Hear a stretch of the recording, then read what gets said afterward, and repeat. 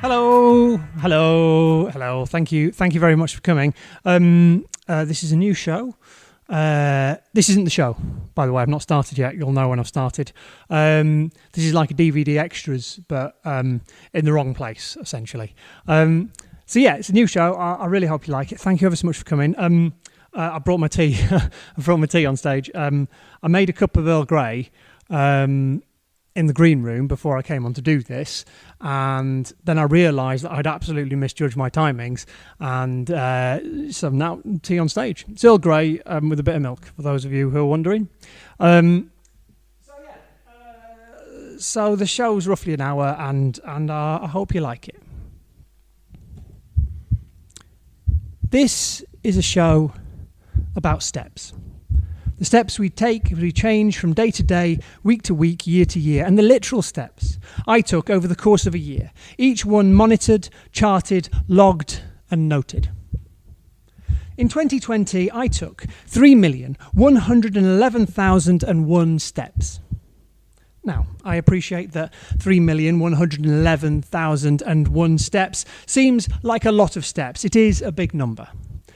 To break it down, I averaged 8,500 steps a day, 258,541.6 steps a month. Far less than the 10,000 steps people were obsessed with, although I should say, I don't think it's the amount of steps you take, but the length of your stride that matters. I was bought a pedometer for Christmas 2019, a wrist-based tracker that keeps a range of data, metadata, and tells you your exact location at any given place and time, all fully available to put into a bar chart. On the 3rd of January 2020 at 8:02 p.m, I was on step number 25,231. I also know, after further investigation, that I am having a wee for that particular step, and that wee was crimson red because I'd overindulged on beetroot the previous day. Meanwhile, on Wednesday the 1st of April at 11 a.m, I'm on step 781,222. And I stay on step 781,222 for 5 whole minutes, counting it out, second by second, minute by minute. There is an expectation that every step we take could be monumental. In fact, the majority of our steps are merely functional. Steps which are genuinely pivotal are, relatively speaking, few and far between. Of my 3,111,001 steps, only one could legitimately be described as monumental. And that information is, of course, available in a pie chart. But while each step may not be monumental, each one is unique, an unrepeated moment as special as anything else in the world, and is, as such, deeply uncelebrated. This is a story about steps, the things we notice when we take them slower, and the things we lose when we don't take them at all.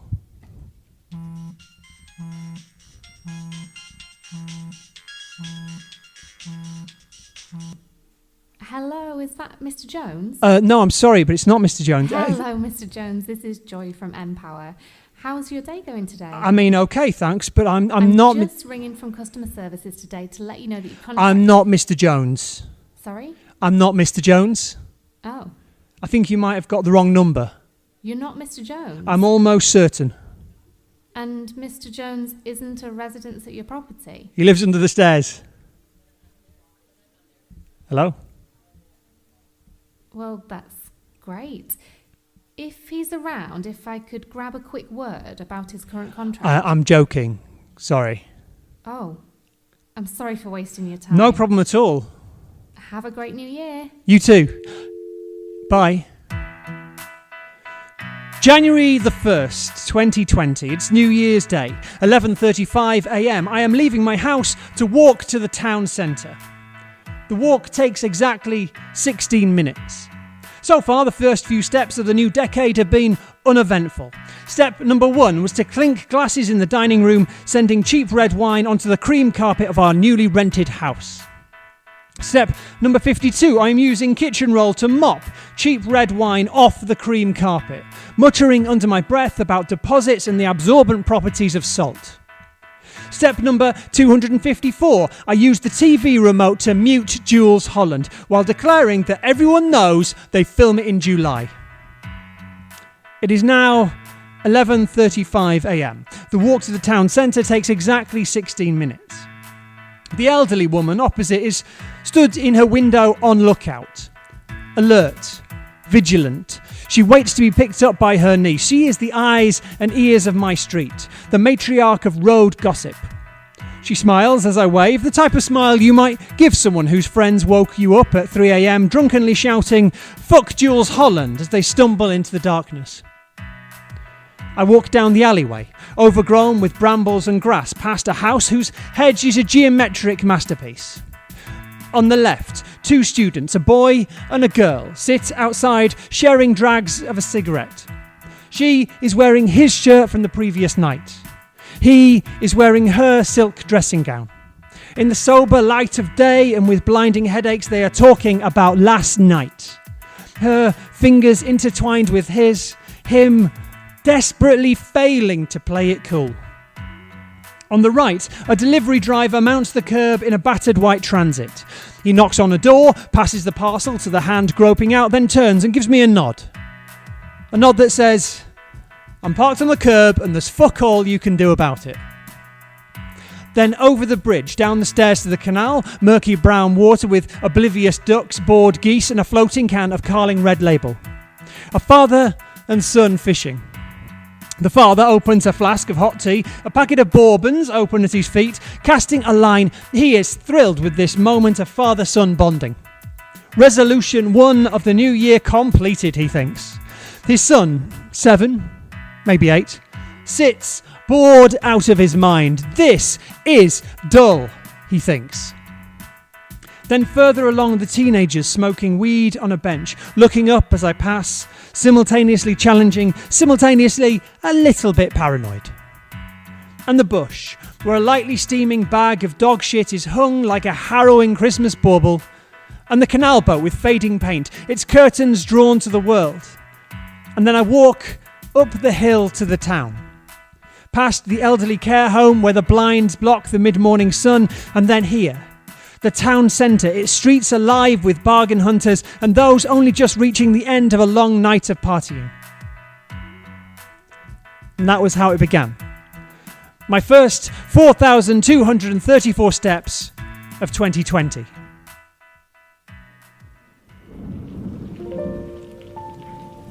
It is gone midnight. A town with canals and bridges. Rain falls, the drips and splashes of water falling from the rooftop gutters, deeper patters as it drops, hit the leaves of trees, puddles forming, drains filling.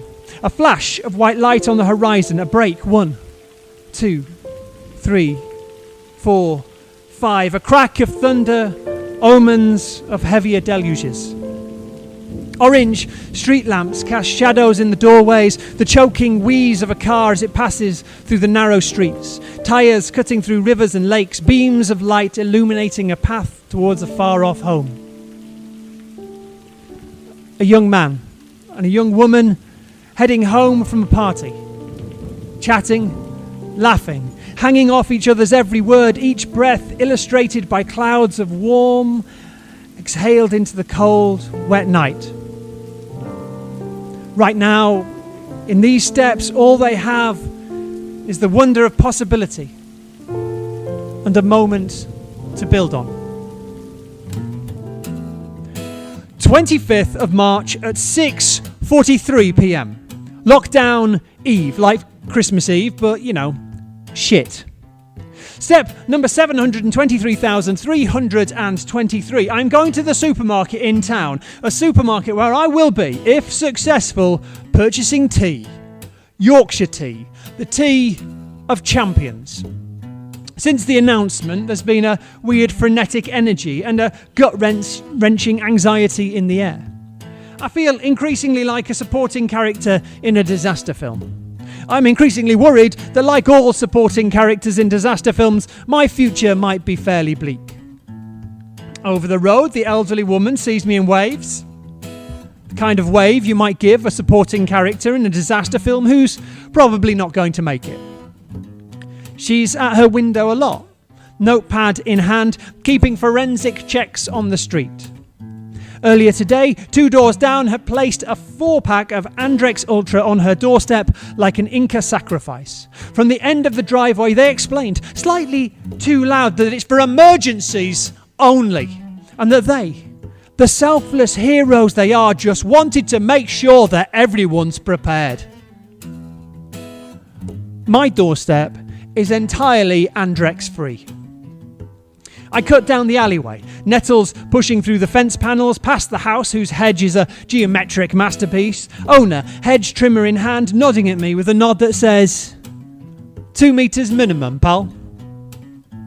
On the left, the student couple are carrying 4 16-packs of Tesco Value toilet roll into the house. The girl is talking about roll rationing, the boy suggesting that quilted may have been a better long-term option. I walk past, confident that the 18 rolls of quilted triple ply, 4 packs of wet wipes, and, as an extra added precaution, a 4-pack of kitchen roll will see me through because, and this can't be stated strongly enough, I'm not a fucking idiot. On the right, the delivery driver pulls up in his battered white Transit. He takes out a parcel, rings the doorbell, places it on the step and gives a cheery wave through the window. Absolutely oblivious. Over the bridge, down to the canal, past oblivious ducks, bored geese and a floating can of Carling Red Label. The father and son scurry past. They go perilously close to the water to avoid contact, the father visibly holding his breath as I pass to keep the germs away. And beyond, the weed-smoking teenagers. The bush where 6 bags of dog shit now hang, and the canal boat with fading paint up towards the town centre, and it's there. It's that point, that moment, sat in the first floor window of the care home, I see him for the first time. An old man, wearing a blue jumper and grey trousers, doing a jigsaw. He looks up, our eyes meet, and...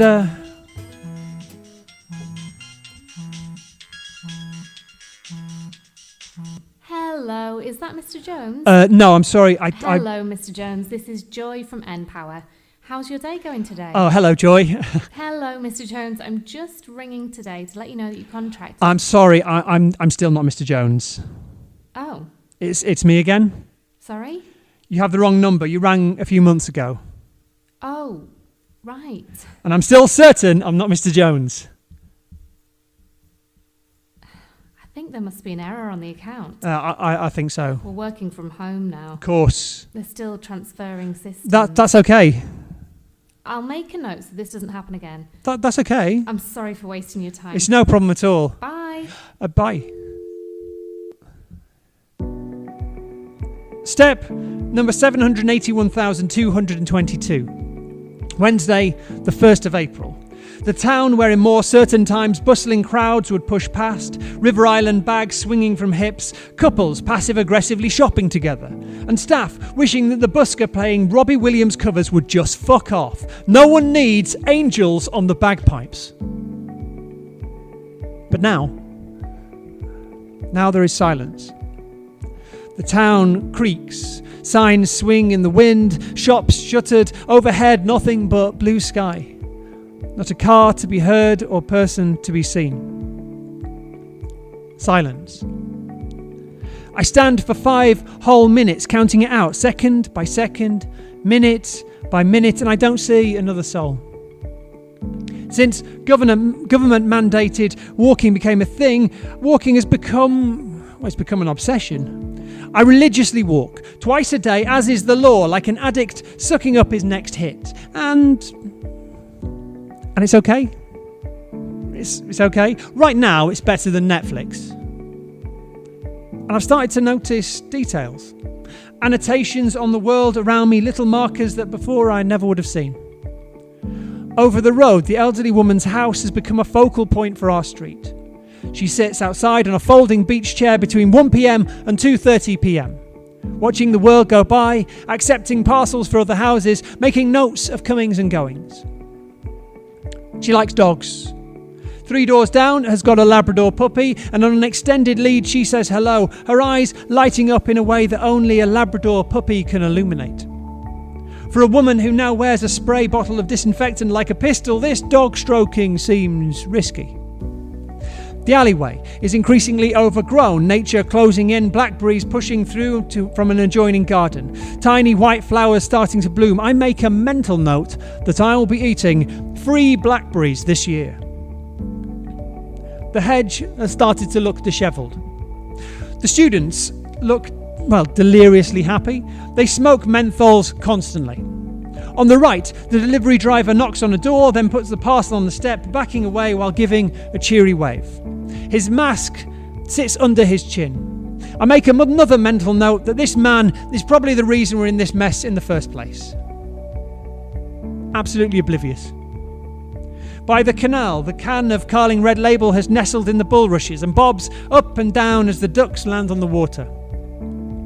The father fishes alone. He has, to my knowledge, never caught a fish. The teenagers sit, sharing a large bottle of White Lightning, confident in the antiseptic qualities of cheap cider. The canal boat with fading paint has window stickers, CND, Greenpeace, a witty pro-veganism sticker, and now a handmade sign saying, "I told you this would happen." The walk to town now takes 24 minutes. My pace has slowed. I say a socially distanced hello to everyone I see, which granted is far less people than before, but still, it's the thought that counts. As I walk, my shoulders unclench, the tightness in my jaw releases, the dark, throbbing headache slowly clears. As I walk, the constant noise of the world fades and quietens. And then there's him, the elderly man in the care home, isolated and alone. As I walk past, I see him turn and look, and I stop. I stop and I wave. I wave because I don't want him to feel like he's alone. I wave and I smile. I wave to show him that despite all this, despite the world going quiet, that people are, at the core of it, fundamentally decent, fundamentally good. I wave to show him that we're all in this together. I wave, and he looks right through me and turns away.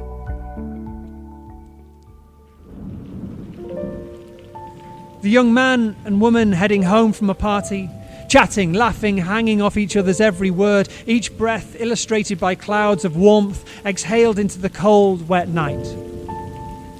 She wears his duffel coat. It engulfs her, swamps her, hugs her, falls off her simultaneously. Her hands gesture wildly, her cheeks red and aching from smiling. The rain soaks deep into the coarse wool. She can feel damp on her shoulders, but she doesn't notice it. She sees only him. She doesn't know that they will see each other every week for the next 52 years. She doesn't know that they will marry at 11 a.m. on a Friday in 1949. He is cold. The thin shirt offers no protection to the elements, the fabric sticking to his skin, clinging to his arms and chest. But it doesn't matter. Not now, not right now. Right now, he doesn't notice the hairs on his arms stand on end, nor his fingertips turn bloodless red. He only sees her. He doesn't know that they will eventually have a son. He doesn't know that they will fall in and out of love, then back in love again. Right now, all he sees is the wonder of possibility and a moment to build on. Step 1,173,001. 17th of May 2020. The weather is warmer. I wear shorts and sandals with a shirt and tie for work, confident that in this world of letterbox views directly into my kitchen, that no one will know otherwise. I am alert. Before, I wasn't alert. I was staying at home or endlessly walking, but now on the lookout. Alert. Eyes peeled. I own 16 masks. 5 were sent from my mother and were sewn by her friend. They offer, I suspect, little to no protection, but aesthetically are very pleasing, and the proceeds went to the Dogs Trust. 10 are identical red fabric, bought from an Etsy seller who emailed me straight away to thank me, saying that now they could afford to pay some bills. I'd only intended to buy one, but after inadvertently becoming a philanthropic mask-buying hero, I don't think I can return the other 9. The final one is leopard print, and as such for emergencies only. It's the only mask to offer any sort of medical grade protection, but remains in its packet, unused. I collect a parcel from the elderly woman opposite. Her porch is increasingly looking like a Royal Mail delivery office. She greets me with suspicion, just like a Royal Mail delivery office. It's not clear why these parcels are not being delivered, particularly given that, in theory, everyone should be in. Her name is Margaret. She is 83, although she says she only feels 82. Margaret lives alone and likes to know what's going on. She writes notes because her memory isn't what it used to be. I ask her how her memory used to be, and she says terrible. I have a notebook too, I tell her. A red notebook, I tell her, for jotting ideas, I tell her. A creative journal, I tell her. I don't tell her that it's entirely empty of ideas and only has numbers and associated activities from my step tracker. I've built a picture of Margaret as if I'm Poirot or Sherlock Holmes. She lives alone and is internet savvy, as her online food deliveries attest. She doesn't waste, she buys things to last. Her garden has rose bushes and perennials, not a primary coloured annual in sight. She doesn't drink, or rather, she doesn't drink outside her front door like swathes of our street, veering into communal alcoholism.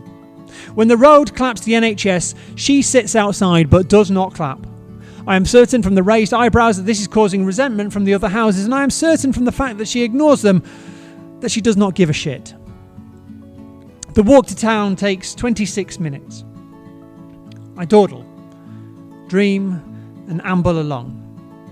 The man whose hedge is usually immaculately cut has left his front lawn to grow long and wild. I tell myself his lawnmower is broken, nothing more. But I feel anxiety on his behalf nevertheless. The student romance is blooming. I see the boy walking into the house with 2 helium balloons. I make a mental note that he must have a secret supplier for balloons, and that, surely, is against the rules. The delivery driver's name is Steve. I learned this from his name badge. He is not a malicious parker, he is merely poor at parking. The father. Fishing supports Manchester United. I have seen him wearing a team training top 4 times. His son, meanwhile, frequently wears a Liverpool shirt. I sense this may be a catalyst for their miscommunication.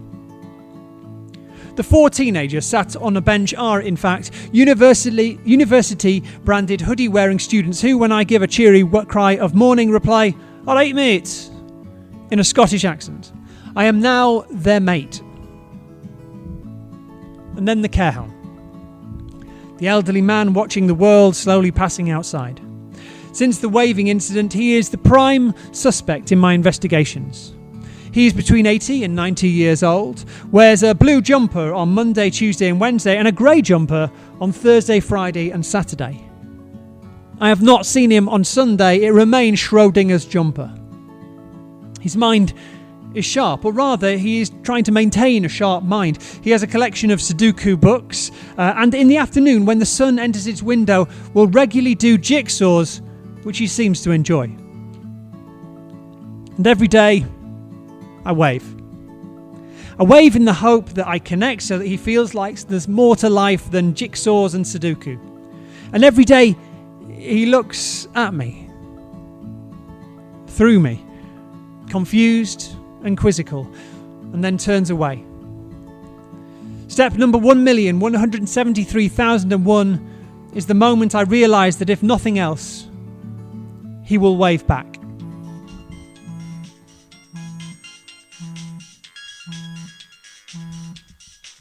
Hello, is that Mr. Jones? Oh, hey, Joy. Hello, Mr. Jones. This is Joy from Empower. How's your day going today? I'm sorry, Joy. I'm still not Mr. Jones. Sorry? How's working from home going? Have we spoken before? I'm the wrong number. There's no note on the account. You've rung me a couple of times a few months ago. Well, I'm so sorry about that. We're all working from home now. Teething problems. There's a few teething problems with the system. Yeah. I'm very sorry. No problem at all. Empower is very sorry. No problem. Okay, No harm done. Nice to talk to somebody different. I'll make a note so this doesn't happen again. That's okay. I genuinely don't mind. Can I check? Have you moved in recently? About 8 months ago? So no Mr. Jones. Not unless he's living under the stairs. There's a thought. I can check if it helps. No, Mr. Sam. Sam. I'm sorry for wasting your time. Genuinely no problem at all. I hope you find him. Me too. Thank you for your time. Bye. Step number 1,419,501. 16th of June. I have waved at the man in the care home window every day, twice a day for the past 28 days, which means cumulatively I have now waved at a man who I've never met, don't know the name of, and who's never acknowledged me exactly 56 times. My enthusiasm is waning. 56 times I have stood as gales blew, rain fell, and spring started to turn to summer, and I have waved. And not small waves, not subtle waves, but the waves you might give from the bow of a sinking ship. Waves that say, "Rescue me before I sink underwater." My enthusiasm is waning. It is waning, and I'll be honest, I'm finding his actions increasingly rude. I mean, don't get me wrong, everyone's entitled to ignore a wave, but right now, at a time of national crisis where death lies round every corner, where society is coming together, where we clap as one for people we've never met and hope to never meet, where people bang pots and fucking pans to prove their devotion to the cause, this man, this elderly man, has ignored the most personal, the most connected, the most intimate offer that one can do. The offer of a simple wave, and frankly, it's not good enough. I don't care if he's old or has fought in a war. It's rude. My enthusiasm is waning. And then an idea. An idea to break the deadlock, to make an unequivocal statement, one that offers no ambiguity. I make a sign. And so I'm stood outside his window under a weak sun, threatened by rain clouds, holding a handmade felt-tip coloured-in sign saying, "Are you okay?"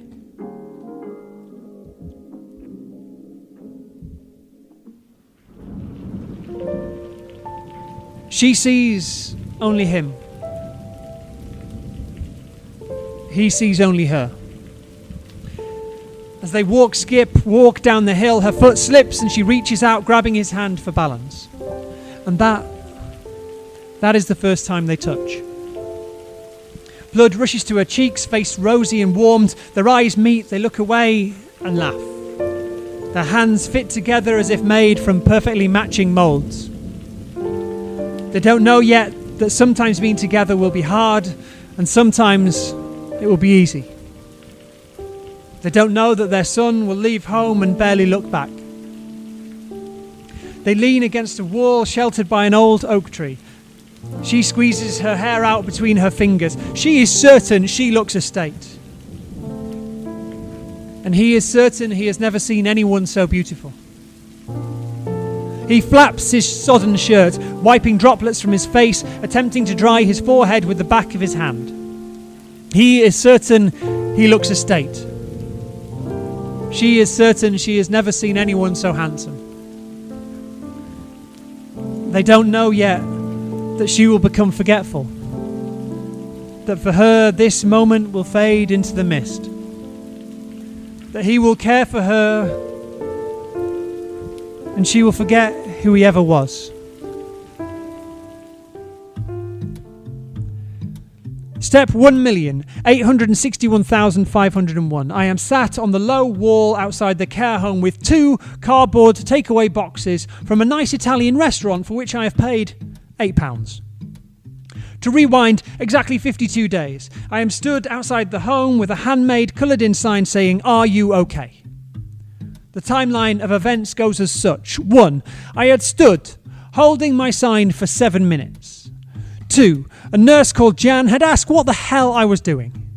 3. Very quickly it was established that residents had been increasingly worried about the maniacal man waving at them on a daily basis. 4. The appearance of the sign had led to nearly all of the residents' emergency alarm cords being pulled. 5. It is apparent that the sign felt like escalation, and if I didn't explain myself, there would be consequences. 6. The consequences would be the police and the council as sign wielding is harassment. 7. I had explained my good intentions to the cynical face of Nurse Jan. 8. This was relayed to the elderly man with prolific use of the phrases, I'm sure he means well, there's a lot of people with a lot of problems, and he can't come in. And from that beginning, it had started. It had started with the opening of a window and the elderly man apologising for not waving back, but stating that my sign was semi-aggressive and if I didn't put it away, he'd have to put his fighting shoes on.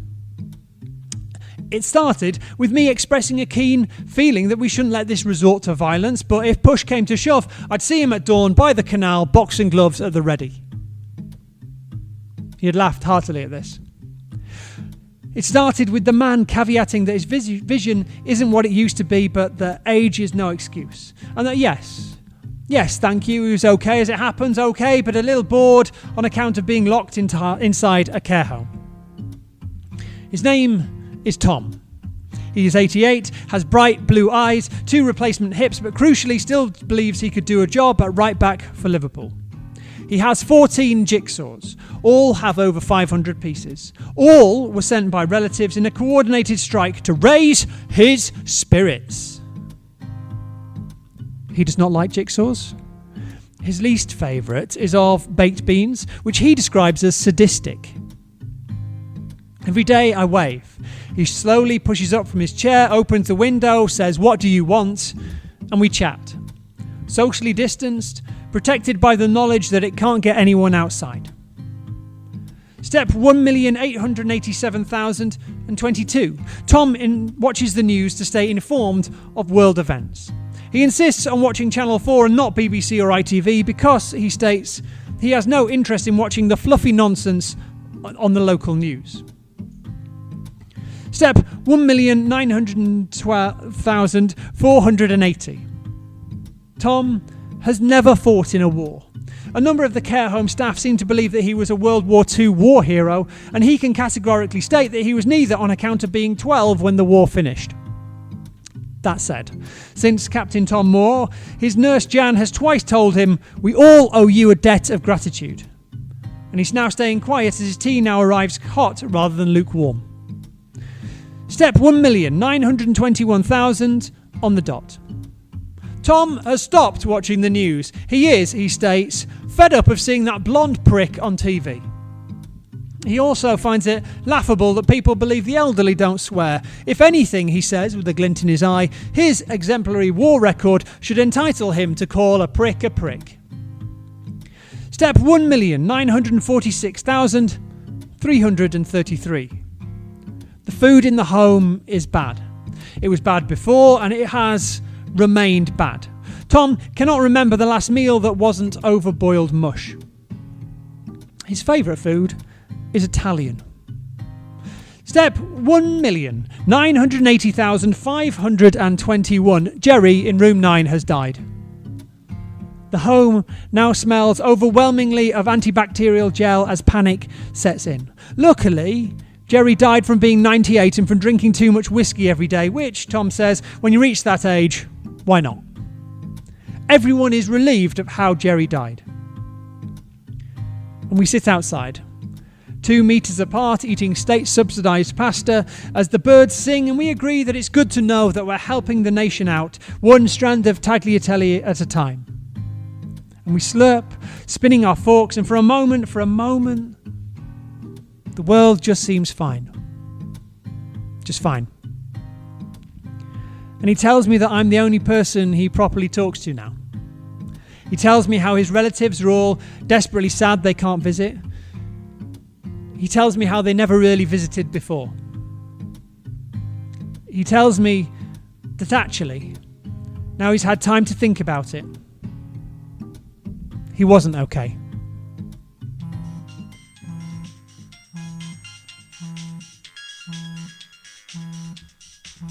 Hello, is that Mr. Jones? Joy! Oh, shit. It's me, Sam. Not Mr. Jones. Not Mr. Jones. He's not under the stairs. You remembered. I'm so sorry. There's a problem with the system. How's working from home going? apart from the wrong numbers, I suppose. Well, as you ask, I quite like it. It's a change. Exactly. Good to have your own space. Yeah, more casual. So is this sort of thing happening lots then, mix-ups? No. Right. I'll remember for next time. What? Next time Mr. Jones comes up, I'll remember the number isn't right. Right. Great. It won't let me make a note right now. Do you have a lot of Mr. Joneses on your list? I'm not sure that matters. It's just that if you've got lots, then, you know. I'm assigned to surnames beginning with J. Right. In North Wales. Many Joneses on there? Sam, look, I'm sorry for wasting your time. Genuinely no problem. It breaks up the day. Thank you for your time. Bye. 2 million steps. Margaret over the road has snapped, insisting at volume moments after our ritualised clapping that she is not the fucking post office. There's been some consternation that parcels will no longer be delivered, but given that she had 75 of them sprayed with disinfectant and piled high in her hallway, I increasingly think she has a point. I have helped her deliver 74 of the 75, for which she has agreed to continue to take in parcels for me, but me alone. Any feeling that I might have perhaps played a blinder has been swiftly overtaken by the realisation that I've only ever collected one parcel from her. Round the corner, to my relief, the grass is cut, and the hedge is again perfectly trimmed. The owner, secateurs in hand, snips away with medical precision. If I ever have to identify potential serial killers in my area, he will be top of the list. The student couple are in the middle of an argument as I walk past. She is shouting at him, calling him a fucking knob jockey, shitbag twat. For her creative swearing alone, I hope they don't break up. He is crying. He's crying, and he's looking, well, apologetic. The delivery driver's life, it seems, has been affected little. We have spoken at length about my street's parcel predicament. His name is Terry, which is nothing like Steve, but Steve was the only name badge they had. None of that coincides with my 2 millionth step. My 2 millionth step is taken walking from the care home down towards the canal. Tom has resolved that he no longer wants to spend time alone and in the home. He has told me that he only has 10 years left and is adamant he will not be spending his remaining time doing jigsaws waiting to die. So, under strict instructions to stay outdoors and distanced, we are walking the 100 metres to the side of the canal where a bench awaits. The journey has, so far, taken 2 hours and 5 minutes. We have rested 12 times on 10 different walls. Spirits have been high, obligatory jokes about Tom racing people, then paying a toll for sitting on people's walls, darker thoughts about the possibility of dying before we reach the bench, and finally about the necessity of setting up some sort of base camp for our expedition. As he shuffles, Tom tells me how he grew up on these streets, before it was all students, when it was all families. I point out that the streets he grew up on would have been very different, as they'd have been predominantly in black and white. And he responds by telling me that that's true, but there was a war on, so colour was in limited supply. He tells me about being 13, fishing in the canal with his father. He doesn't know his father. Not anymore, not really. The dad he knew, warm and kind, has gone, and returning in his place a father. A father haunted and cold, darkness stalking him, shadows in his eyes. They don't talk about where his father has been, what he's seen or done. They never once mention the war. Instead, they fish in silence. And that silence feels like the best thing a son can do for a father. The students pass, keeping a respectful distance. Tom tells one of them that their Nike Air trainers look like they're walking on air. When Tom was 18, his apprenticeship took him away from the town, but the woman of his dreams was here. So he'd be back every weekend without fail. For year on year, week by week, he'd moved place to place, job to job, to keep them comfortable.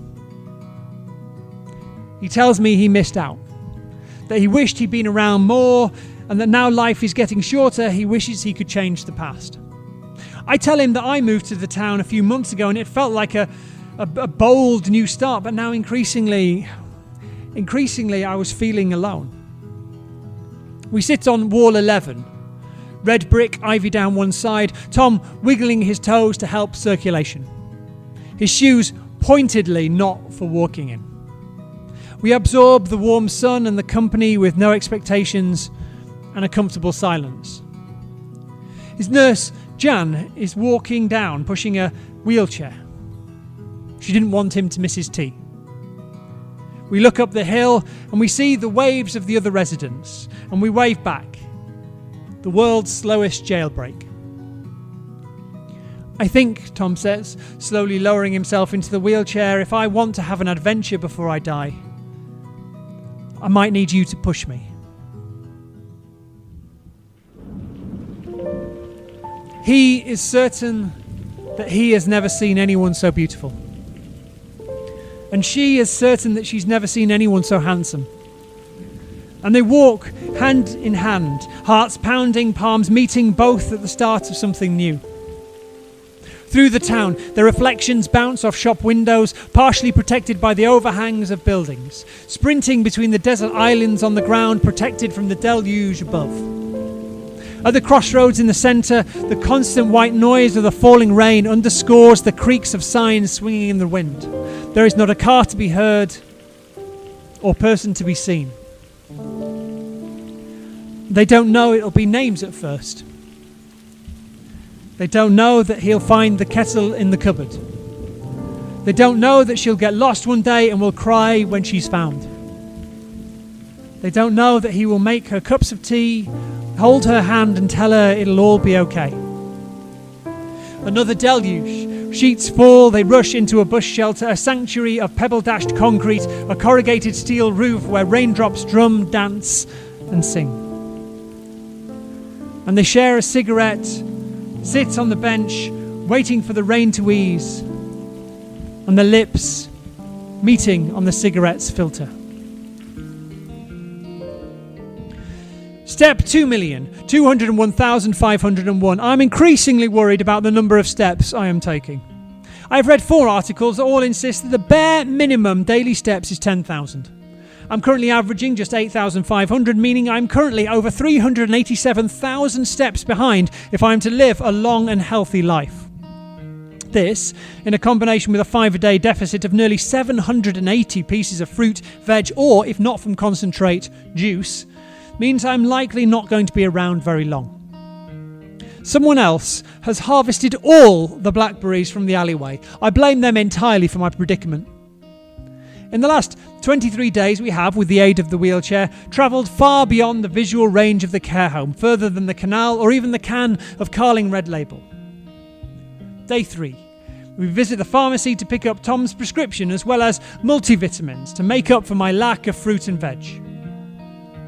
Tom asks as we pay if he can also purchase some prophylactics, because he states loud enough for the queue outside, it's never too late to knock someone up. 3 separate people tut. Day 7. We're asked to leave Sainsbury's by security. We've been gradually increasing speed over the preceding days, accumulating today, when accompanied by the phrase, "Step on it," we sped down the aisles with frightening speed. As we leave, the guard winks and tells us to try B&Q as they have wider aisles. Day 9. We have been asked to leave B&Q. Day 10. We are writing bucket lists for each other. For Tom, I've written buy Nike Air trainers and smoke weed, since his law breaking has grown exponentially. On mine, he has written get more friends. Day 15. Tom is buying contraband to be smuggled in for the care home's residents. He is taking great delight in purchasing what he believes people need and not what they actually want. Our stash includes 3 small bottles of tequila, peelless marmalade, Marlboro Reds, cigarettes, Hello Magazine, 12 sticks of bubble gum and Werther's Originals, so as not to arouse suspicion. Day 21. We enjoy socially distanced tea and cake on Margaret's driveway. She serves lemon drizzle and Battenberg with mugs of Earl Grey tea. And we watch the world go by as the aromatic scent conjures memories of simpler times. Day 22. There is a rule of 6. We are disappointingly short of friends for any rule breaking. And now we sit by the canal. The last embers of the hot summer fading, the sky dashed with odd clouds. We play tennis with our lives. He serves. He tells me about his wife. She was his world and was, he states with a wink, twice as sharp as him, but only 4 times better looking. 15 love. I read about food banks running low on toothpaste and nappies, and I see friends struggling, and I hear lies and mistruths all around, and I feel angry, I feel afraid, and I feel confused. I feel life passing me by, and I don't know how to change. And I feel like a failure most of the time. 15 all.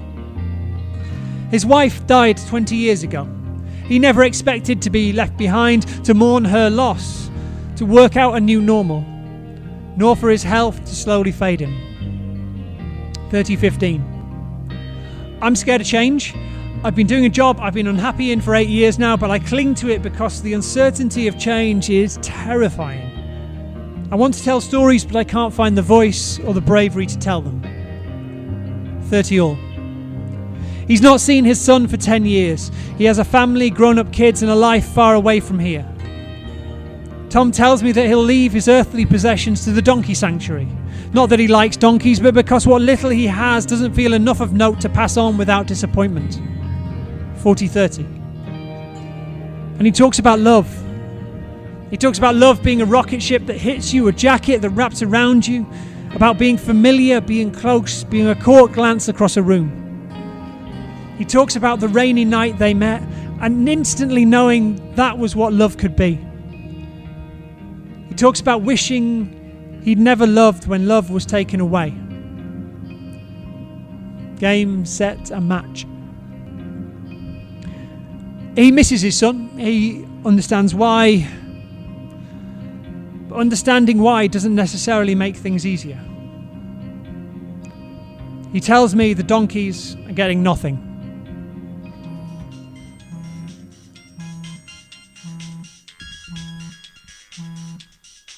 Hello, is that Mr. Jones? Joy! I'm sorry. It's Sam. I don't know how this keeps happening. It's okay. I'm so sorry. It's really not a problem. How are you? Yeah, good, thanks. How's the J section? The what? All the names starting with J? Oh, right. Yes. Fine. Thank you. Great. We're working from home and the systems are still a bit all over the place. How's it going? Honestly, it's fine, but... It's a bit quiet. Exactly. A bit disconnected. Yeah. I suppose I only speak to customers now. Everything else is in a chat window. It's all on Zoom. Sorry, what do you do? Oh, me, marketing, that sort of thing. Anything exciting? Theatre. I don't like the theatre. That's okay. I prefer Netflix. Right. You know where you stand with Netflix. Right. Less pretentious. Right. It's not the same chatting to customers, No, asking people if they want to change tariff. not in depth. Not even that interesting. I'd imagine not. It was nice in the office, chatting on breaks. Now it's all a bit, well, fine. You wonder what the point is. Yeah, like theatre. What's the point? I think sometimes you have to work out the point for yourself. That's what people say when they don't really know. Yeah, that's fair enough. Yeah. I'd better get on, while those Joneses won't ring themselves. No problem. No problem. I'm sorry for wasting your time. Genuinely, no problem. It breaks up the day. Thank you for your time. Bye. Step 2,626,544. I walk down the alleyway past the house whose hedge is in disrepair, but whose owner is, thankfully, sat watching a TV show about serial killers in his front room. The student couple are back together. They have quit smoking. They both sit on the front step, drinking coffee and looking mildly agitated. Steve Terry has gone from delivering parcels weekdays and food on a weekend to now delivering a special fried rice and a new toaster simultaneously. His heroic efficiency is what's been missing from the world. Beside the canal and along by murky green water, the father casts his line. The world, silent and peaceful. Past the students smoking weed, who, it turns out, are incredibly polite. Past the bush, now clear of dogshit baubles, and the canal boat sign reading, "Who was right?" I clutch a present. Tom is 89 today, or as he puts it, halfway there. His present has a ribbon, a bow and a handmade tag. I know all of them will frustrate him as an unnecessary waste of time, but he'll appreciate them anyway. Tomorrow the cycle begins again. Enforced solitude, ritualistic walking and conversations through panes of glass. 4 of us sit on the low wall outside. Me, Tom in his finest grey jumper, Margaret with a large flask of Earl Grey and slabs of lemon drizzle, and Nurse Jan who has candles and a lighter because, as she states twice, if there's anything dangerous to be done, then she should be the one to do it. Tom blows out the flame, stating that he'd only be doing this another 9 times, so we should make the most of the occasion. He has 3 presents. They are 3 from Margaret. Parcel number 75, the uncollected parcel that has been in her porch for months. He unwraps it to discover a beauty-enhancing pin roller, each tiny pinprick promising to rejuvenate tired skin. Tom thanks her profusely and insists that next time his face will look 40 years younger and, quite probably, considerably bloodier. From me, number 2, a pair of bright green Nike Air trainers from the outlet. He seems genuinely moved. He tells me this will raise his standings immeasurably amongst the inmates and increases the likelihood of him making the next Olympics. And number 1, from the care home staff, a jigsaw of spaghetti hoops. The staff had all put £1 in, and this, Tom says, is perfect for someone as they lose their mind. Jan is clearly very pleased with this outcome, adding ominously, and there's plenty more where that came from. Now though, Tom is quieter. He opens his cards, reads, smiles. He's a little distant. I put it down to time passing, retrospect and remorse, being away from those he loves, who can't or won't, who don't see him. Steam rises from our tea. We chat about the world, we chat about life, about lemon drizzle, about how homemade is always better than shop bought. I look at the 5 cards on his lap and I think about the 50 messages I received on Facebook on my birthday. I wonder how many I'd get if Facebook wasn't there. Margaret tells us she's been making a list of who's been naughty and nice. The Andrex delivering neighbours, nice but misguided. The person who bangs a pan rather than just clapping, naughty. The couple who clapped for Boris, absolute fuckwits. She apologises before adding, but they are, aren't they? Tom looks closely at the jigsaw box. The skin on his hands, tired and pale. The novelty of this is... it's wearing off for everybody. The warmth of spirit that people had to begin with, it's fading. People returning to normal, the default kicking in. I wonder how, if anything will change. Margaret is unwrapping more foil-wrapped cake, Jan holding her plate out for just a small slither. I feel a gentle tug on my arm. Tom's hand. A slight shake. In his eyes I see shame. I see the stain running down his trouser leg. I squeeze his hand and I tell him it'll all be okay.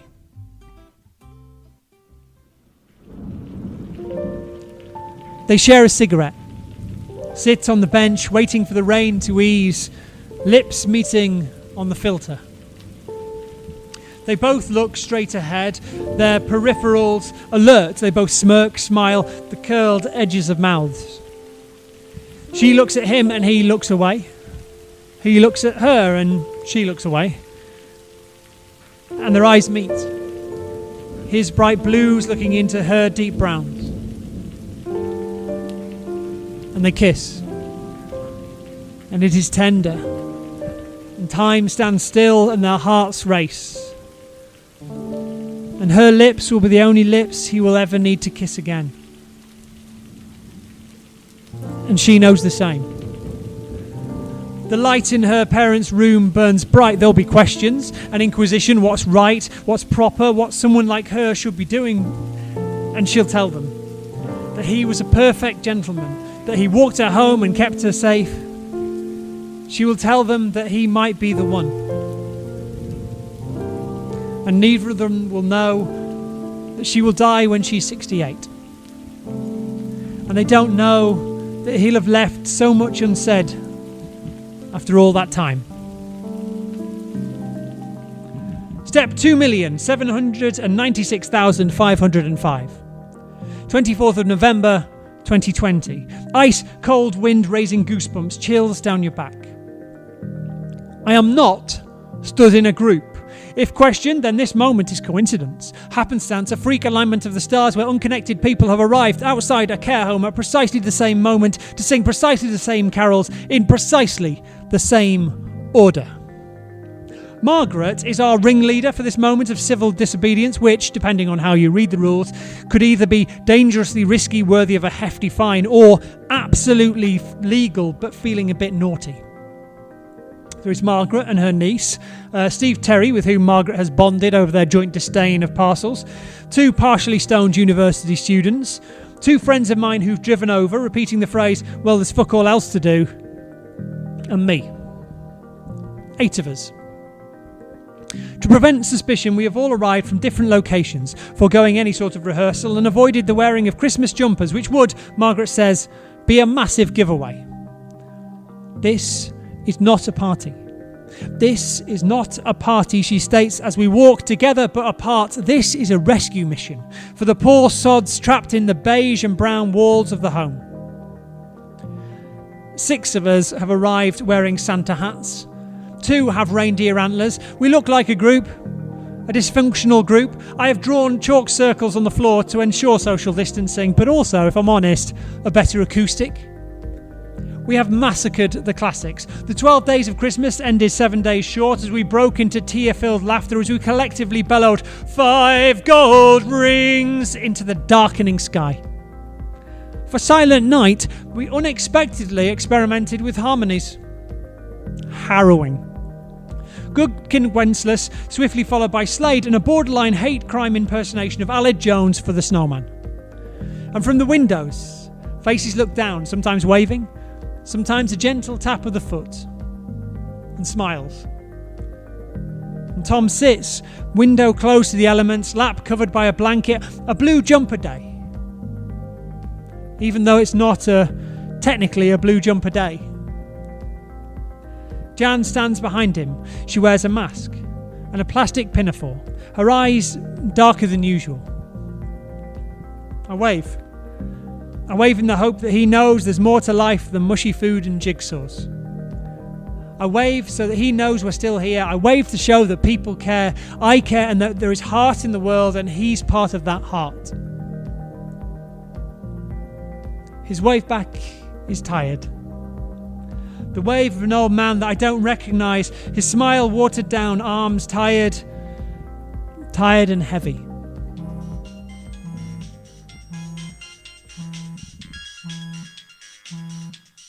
Hello, is that Sam? Joy? I was dialing, then I realised Realised. that you're not Mr. Jones. Oh, right. But I thought I'd ring anyway. Right. To say hi. Bit of a break. Exactly. Great. Great. They're making it permanent, I think. Oh? Staying remote. And how do you feel about that? Okay. Yeah.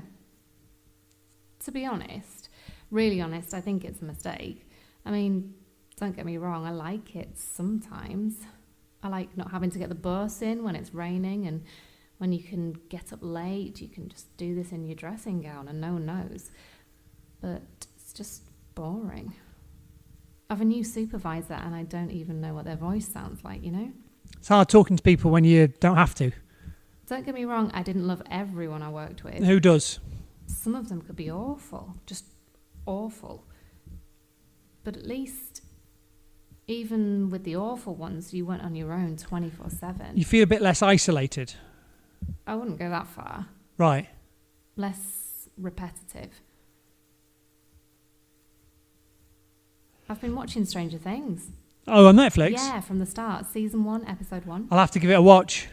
It's good. It's about the end of the world. I've been watching Somebody Feed Phil. What's that? It's a guy who goes around the world eating nice meals and making friends. It's very relaxing. Looking at all those places you're not allowed to go. Imagining going to those places when all this is over. Will you go to them? Probably not. I'd better get on. You could always change. Sorry? Jobs, if you don't love it. It's not quite as simple as that. No, of course, no. I wish it was. It's hard changing anything. I wish it wasn't, but It is. it is. I've got calls to make. No problem, I'm going carol singing. Merry Christmas. Same to you. Bye, Sam. Bye, Joy.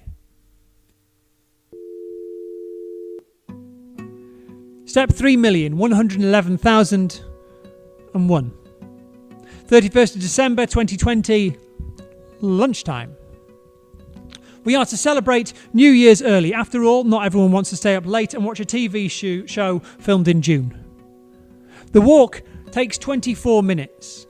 There is frosted dew on the grass and nettles in the alleyway. The hedge is dormant for winter, green replaced with bare branches. On the left, the boy taking crates of cheap lager for the definitely not a party from the boot of the Ford Fiesta. She comes out, runs her fingers across the back of his neck and kisses him playfully on the ear. He is desperately failing to play it cool. I hope they last forever. On the right, Steve Terry waves. The words, "Clean me," are fingered into the dirt on his van. Beside the canal, the father sat fishing, the flask of hot tea, a packet of bourbons open at his feet. He looks completely at peace. Beyond the empty bench and the bush with a steaming bag of dog shit hung like a harrowing bauble, and the canal boat wishing people both a happy new year and stating, "The worst is yet to come." Off the path, up the road that leads to the town centre. In my right pocket, a small plastic bag of marijuana for Tom's bucket list, donated by a student accompanied with a guarantee that it is perfect for the elderly. In my left pocket, a list, scrawled on a scrap, New Year's resolutions to share. 3 so far. 1, start writing. 200 words a day in my notebook, whether I have ideas or not, because you can't be a writer if you don't write. Inspiration only arrives if you're prepared to give it a chance. I walk up the hill. 2, keep walking. I'm going to do 12,000 steps a day to deal with my massive step deficit so that I'll live a long and happy life. Also, I don't want to stop noticing the things we don't notice when we don't look. I walk up the hill. 3, I'm going to find a new job. The only person trapping me where I am is myself and my lack of bravery. I will be more brave. I walk up the hill. And one more. 4, I'm going to wave more. I'm going to smile more. I'm going to say hello more, even on buses and trains, because sometimes people just need a wave or a smile. I walk up the hill. I walk up the hill and I see the ambulance. I've never seen an ambulance outside the home, not once. It must have been there. Our steps never overlapped, but now here it is. As inevitable as taxis. The masked driver steps inside, the gears grumble, the engine pulls away, and I see Jan stood, watching it leave. Watching it as she will have done time and time again, and that she will do time and time again. And she sees me and smiles. And I smile back and I wave, and she She waves back and the penny drops. My stomach drops and I know. We both know. We can't embrace. We stand in the cold, hands deep in pockets, the world suddenly quieter.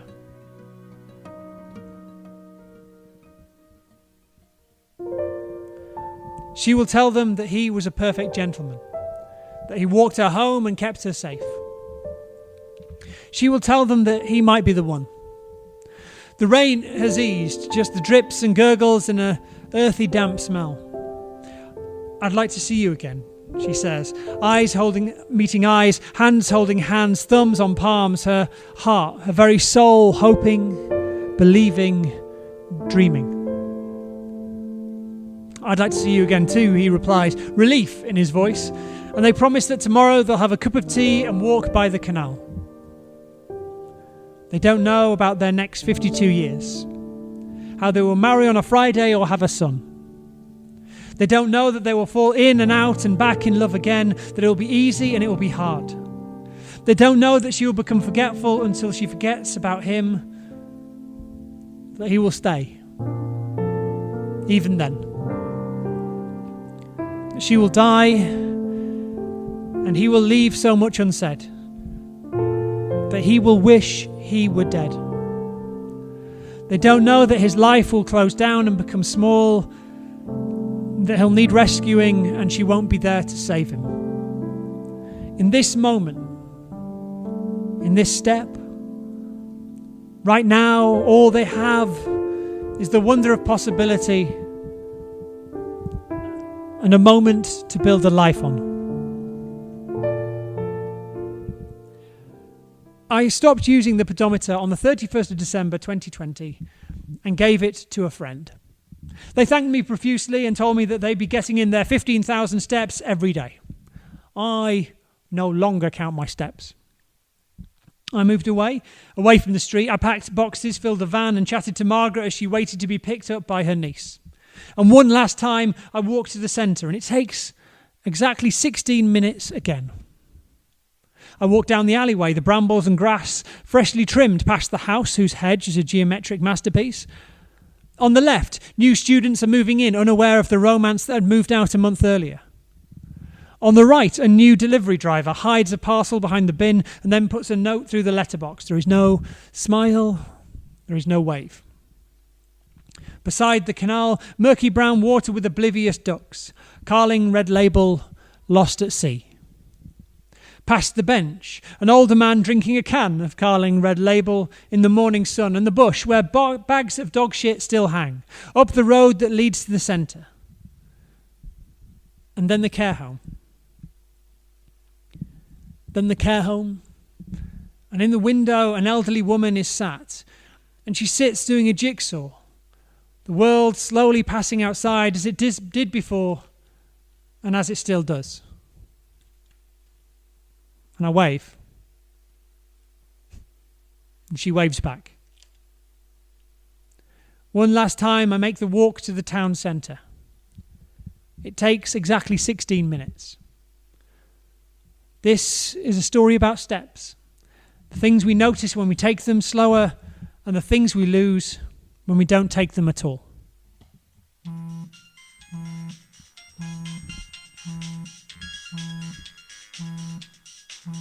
Hi, is that Mr. Jones? No, I'm sorry. It's not actually Mr. Jones, hi, it's Mike calling from N-Power. How's your day going today? I mean, okay, thanks, but I'm... Well, I'm just ringing from customer services today to let you know that your I'm contract... not Mr. Jones. Sorry? I'm not Mr. Jones. So you're not Mr. Jones? No, if you speak to Joy, she can actually tell you about the issue. It's kind of Joy? a long... Joy left last week. Oh. Yeah, she's fired. Oh, why was she, I mean... Now she's making personal calls. Just ringing customers for a chat, really. Right. Yeah, sad. Right. Well, I'll delete your data now. Well, honestly, it's no problem. You don't have to leave. It's nice talking to somebody. Yeah, sorry for wasting your time. No problem at all. Have a nice day. You too.